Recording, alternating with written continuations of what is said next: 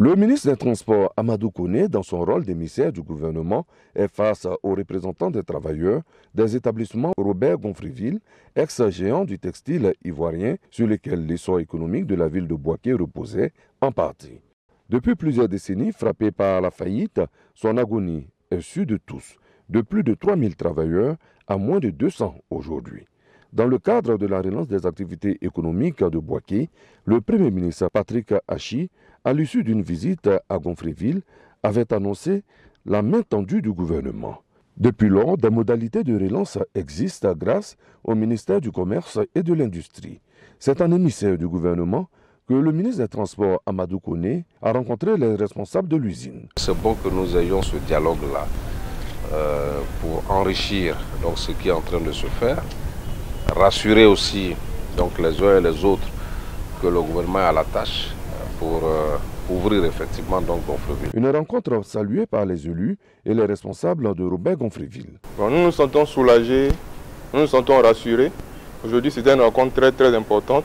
Je pense que le gouvernement est en train de joindre l'exact à la parole à travers cet échange de quelques heures que nous avons eu avec M. le ministre et toutes les autorités de la ville. Nous avons pu voir la volonté de l'État de faire cette relance, mais de faire cette relance de façon pérenne, durable, on va dire définitive. Bouaké et la Côte d'Ivoire, ainsi qu'une bonne partie du monde, se souviennent des draps de lit, des serviettes de table et de douche, du pur coton. L'usine, grâce au gouvernement, retrouvera son lustre d'antan. Les établissements Robert Gonfreville ont été créés en 1921. Toumoudi boucle la série de rencontres de prise de contact de la ministre-gouverneur du district autonome des Lacs avec ses administrés. Ici, Goudou Kofi a voulu être plus clair avec ses parents de la région du Bélier, dont la venue massive à son appel lui a donné du baume au cœur. Raymond Goudou Kofi, dans un langage direct et franc, est revenu sur les différentes missions assignées par le chef de l'État, Alassane Ouattara. Entre autres, la planification des actions du gouvernement au niveau local, dont la santé, l'agriculture, la formation, l'électrification. De même, le contrôle de la bonne fin des opérations spécifiques de développement décidées par le gouvernement. Cela sous le regard du Premier ministre et du chef de l'État. Le réveil des livres blancs fera aussi partie des missions. Et ces différents livres blancs avaient été présentés à Son Excellence Monsieur le Président de la République. Lorsqu'il faisait ses visites d'État, il demande donc au ministre-gouverneur autonome des districts de ressusciter, comme on dit, ces livres blancs, que nous puissions mettre en place des comités avec à leur tête le ministre-gouverneur, les préfets, pour que nous puissions, avec les différentes couches constituées de la population, regarder ce qui a été fait et ce qui n'a pas été fait. La ministre-gouverneur évoque également leur rôle dans la sécurité. Les sécurités dues à leur paillage, les conséquences de leur paillage. Ces fossoyeurs qui tuent nos rivières, qui tuent nos lagunes parce que justement, ils extraient les minéraux avec de l'arsenic. On a de moins en moins de poissons et surtout de moins en moins de poissons de bonne qualité. Et malheureusement, le cancer se développe parmi aussi bien les femmes que les hommes. Donc, je vous confie cette mission-là pour que, ensemble, nous prenions cette affaire à bras le corps et que nous puissions sauver nos populations. Élus et chefs coutumiers de la région du Bélier réaffirment leur soutien aux actions du district autonome. Le district autonome des Lacs est composé des régions du Bélier, d'Unzi et de Ifou. Ces actions donneront un coup d'accélérateur au développement de ces trois régions. Kondoukro, sous-préfecture de Djebounoua. Dans ce village, des coopératives spécialisées dans le vivrier accueillent la première responsable du Conseil national de lutte contre la vie chère. Dr Annie Didis Bakoné est venu s'imprégner de leurs conditions de travail. De Kondoukro à Kwasiblikro, ces acteurs de la chaîne de production et de commercialisation rencontrent effectivement des difficultés. On a besoin des produits, des semences pour travailler. Nous n'avons pas un revendeur fixe. Je veux dire que le ministère n'est qu'à peut-être appuyer les producteurs pour qu'on puisse avoir local. À Diabo, les coopératives visitées exposent leurs souffrances. Les femmes sont exposées au soleil.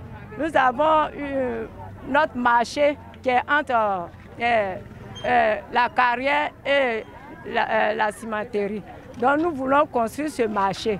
Donc on demande au ministre pour qu'il puisse nous aider pour que nous pouvons écouler nos produits à bon prix. Le mois d'octobre, mois du consommé local, est aussi une occasion pour le gouvernement d'être à l'écoute de tous les acteurs, de la production à la commercialisation, en passant par la transformation. Nous voulons leur dire que le gouvernement est à leur côté.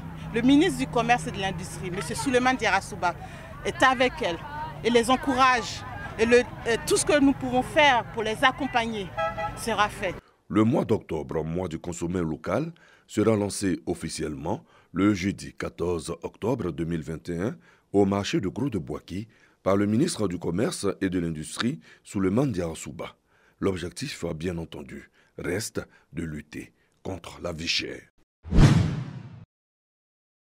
La violence faite aux enfants et aux jeunes est un problème mondial, aux conséquences dévastatrices. En 2018, la Côte d'Ivoire a mené une enquête sur le problème. Les résultats de cette enquête attestent que 58% des filles et 66,50% de garçons ont été victimes de violences pendant leur enfance. Et l'enquête a relevé qu'en Côte d'Ivoire, 3 types de violences sont mis en exergue. C'est la violence physique, la violence sexuelle et la violence émotionnelle. Et ces violences ont un impact sur la vie des enfants et des jeunes. Beaucoup d'entre eux ont abandonné l'école. L'université Alassane Ouattara n'étant pas à l'abri de ce fléau, enseignants, chercheurs et étudiants sont invités à travailler sur la question. Ici, vous savez que nous sommes à l'université et en même temps l'université est dans la société. Mais ici, on remarque que l'université même est le centre par excellence de la réflexion et de l'intelligentsia. Donc nous voulons, à travers ce séminaire ou bien ce panel, fédérer toute la communauté scientifique pour qu'on puisse réfléchir ensemble et trouver les moyens idoines pour pouvoir prendre en charge cette question et véritablement sensibiliser toute la communauté scientifique. Les enquêtes sur la violence faite aux enfants et aux jeunes ont été entreprises afin de créer un monde où chaque personne est en sécurité et protégée. Cela en vue de se développer convenablement. Au niveau international, la Côte d'Ivoire est le premier pays francophone à avoir mené une enquête sur ce fléau. 2 écoles maternelles et primaires nouvellement construites et une 3e réhabilitée dans la commune de Niélé, région du Tchologo. Des infrastructures scolaires de plus de 61 millions de francs CFA remises à la famille éducative par la municipalité de Niélé. Ces nouveaux établissements viennent renforcer la capacité d'accueil de la commune et surtout soutenir la politique de l'école obligatoire du gouvernement. Une politique qui vise à scolariser tous les enfants âgés de 6 à 16 ans. Les bénéficiaires de ce projet s'engagent à travailler pour une école de qualité à Niélé. Cette école a été dans un état très avancé de délabrement. Et depuis que je suis ici en 2015, j'ai eu la chance que ce soit sous ma direction que le maire a pu réhabiliter l'école. En tout cas, nous en sommes très ravis, la population de Niélé est très contente. Je suis heureuse que la mairie m'ait offert une école de 3 classes. Et que je prie Dieu que tout se passe bien et que les enfants aussi prennent conscience de ce qu'on vient de nous donner pour ne pas qu'ils salissent les salles. Au cours de l'inauguration de ces infrastructures, le maire a affiché la volonté de la municipalité de Niélé à combler le déficit en école primaire. Et au niveau des écoles, le déficit est encore important. Depuis près de 5 ans, chaque année, nous faisons au moins 3 classes à 6 classes.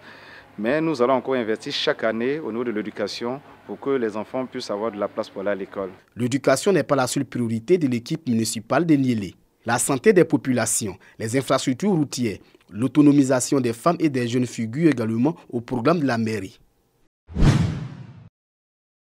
Des tables bancs et des effets scolaires pour l'école primaire de Krofouinsou, village de la sous-préfecture de Botro, dans la région de Béké, dont conjoint du Lance Club Boaké et Abidjan Lagune. Il s'agit d'améliorer les conditions de travail des écoliers et des enseignants de la localité. Un soulagement pour le chef du village. Les responsables de l'école primaire ne sont pas en reste. Quand on voit les enfants assis 4, 5 sur une table, vraiment ça fait mal. Et ce don qu'on vient d'avoir aujourd'hui, ça va soulager un temps soit peu les uns et les autres. Nos enfants pourront bien travailler. On aura au moins des enfants qui vont s'asseoir peut-être à 2, si possible. Mais nous demandons toujours de l'aide parce que nous avons encore besoin de tables. Cette initiative du Lions Club s'inscrit dans le cadre des actions de solidarité du club Service. Nous avons fait un don d'une valeur de plus de 3 millions et nous voulons que ces tables bancs puissent être bien utilisées pour les enfants.